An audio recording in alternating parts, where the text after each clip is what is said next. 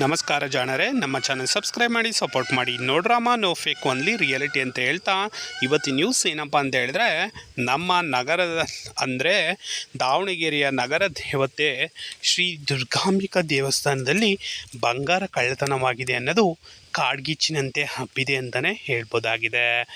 ಈ ಒಂದು ಸಂದರ್ಭದಲ್ಲಿ ಯಾರು ಕಳ್ಳರಿರ್ಬೋದು ಅಂತ ನೋಡಲಾಗ್ತಿತ್ತು. ಆಗ ಅಲ್ಲಿ CCTVಯಲ್ಲಿ ಕಳ್ಳರ ಕೈಚಳಕ ಗೊತ್ತಾಗಿರ್ಬೋದು ಅಂತಲೇ ಹೇಳ್ಬೋದಾಗಿದೆ. ಆ ಒಂದು ಸಂದರ್ಭದಲ್ಲಿ ಅಲ್ಲಿ ಒಬ್ಬ ಪೂಜಾರಿಯಾಗಿ ಕೆಲಸ ಮಾಡ್ತಿರ್ತಾನೆ. ಅವನು ಅಲ್ಲಿರ್ತಕ್ಕಂಥ ಬಂಗಾರಗಳನ್ನ ಕದ್ಬಿಟ್ಟು ಅದನ್ನು ಸಣ್ಣ ವ್ಯಾಪಾರಿಯ ಬಳಿ ಮಾರಾಟ ಮಾಡಿರ್ತಾನೆ ಅನ್ನೋದು ಸೂಕ್ಷ್ಮವಾಗಿ ಗೊತ್ತಾಗಿರುತ್ತೆ.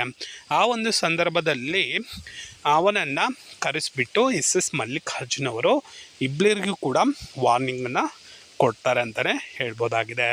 ಆ ಒಂದು ಸಂದರ್ಭದಲ್ಲಿ ಸುದ್ದಿಗೋಷ್ಠಿ ನಡೀತಿರ್ತಕ್ಕಂಥ SS ಮಲ್ಲಿಕಾರ್ಜುನ್ ಅವರು ನಮಗೆ ಶ್ರೀ ದುರ್ಗಾಂಬಿಕಾ ದೇವಸ್ಥಾನದಲ್ಲಿ ಎಷ್ಟು ಬಂಗಾರ ಇದೆ, ಎಷ್ಟು ಬೆಳ್ಳಿ ಇದೆ, ಇಲ್ಲಿರ್ತಕ್ಕಂಥ ಹಣ ಎಷ್ಟಿದೆ ಎಲ್ಲ ಗೊತ್ತಿದೆ.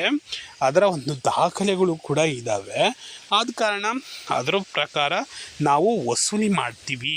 ಇಲ್ಲೇನೇ ಕಳ್ಳತನ ಆಗಿದ್ರೂ ಕೂಡ ನಾವು ಅದನ್ನು ಬಿಡೋದಿಲ್ಲ, ದೇವಸ್ಥಾನಕ್ಕೆ ಅದನ್ನು ಒಪ್ಪಿಸ್ತೀವಿ ಅಂತಲೇ ಹೇಳಿದ್ದಾರೆ. ಈ ಒಂದು ಕೆಲಸದಲ್ಲಿ ಇನ್ವಾಲ್ವ್ ಆಗಿರ್ತಕ್ಕಂಥ ಆ ಪೂಜಾರಿ ಹಾಗೂ ಸಣ್ಣ ವರ್ತಕನಿಗೆ ಕೂಡ ಒಂದು ವಾರ್ನಿಂಗನ್ನು ಮಾಡಲಾಗಿದೆ. ಅದೇ ಥರ ಕೂಡ ಈ ಒಂದು ಪ್ರಕರಣವನ್ನು ಕೂಡ ಪೊಲೀಸರಿಗೆ ವಹಿಸಲಾಗಿದೆ. ಆಗ ಪೊಲೀಸರು ಕೂಡ ಇದರ ತನಿಖೆಯ ಹಾಗೂ ಸತ್ಯಾಸತ್ಯತೆಯನ್ನು ತಿಳಿದುಕೊಂಡು ಮುಂದೆ ಏನು ಮಾಡಬೇಕು ಅನ್ನೋದನ್ನು ನೋಡ್ತಾರೆ ಅಂತಲೇ ಹೇಳ್ಬೋದಾಗಿದೆ. ಆದರೆ ಏನೇ ಆಗಲಿ, ನಾವೆಲ್ಲ ಭಕ್ತಾದಿಗಳು ಹಾಗೂ ಜನರು ನಮ್ಮನ್ನು ದೇವತೆ ಕಾಪಾಡ್ತಾರೆ ಅಂತ ನಂಬಿರ್ತೀವಿ. ಆದರೆ ಆ ಒಂದು ದೇವಸ್ಥಾನದಲ್ಲೇ ಈ ರೀತಿ ಆದರೆ ಇನ್ನು ಸಾಮಾನ್ಯ ಜನತೆಗೆ ರಕ್ಷಣೆ ಕೊಡೋರು ಯಾರು ಅನ್ನಂಗಾಗುತ್ತೆ. ಆದರೆ ಈ ಕಳ್ಳಕಾಕರಿಗೆ ದೇವರ ಭಯವೂ ಕೂಡ ಇಲ್ಲ ಅನ್ನೋ ಥರ ಈಗ ಆಗ್ಬಿಟ್ಟಿದೆ ಅಂತಲೇ ಹೇಳ್ಬೋದಾಗಿದೆ. ಆದರೆ ಏನೇ ಆಗಿರಲಿ, ಈ ರೀತಿ ಮಾಡುವುದು ತಪ್ಪು ಆಗುತ್ತದೆ. ದುಡಿದು ತಿನ್ನುವ ಮನುಷ್ಯ ಈ ರೀತಿ ದೇವಸ್ಥಾನಕ್ಕೆ ಕನ್ನ ಹಾಕಬಾರದು ಅಂತ ಹೇಳ್ಬೋದಾಗಿದೆ. ಈ ರೀತಿ ಮಾಡಿದರೆ ಆ ದೇವತೆ ನಿಮ್ಮನ್ನು ಸುಮ್ಮನೆ ಬಿಡೋದಿಲ್ಲ ಅಂತಲೂ ಕೂಡ ಹೇಳ್ಬೋದಾಗಿದೆ.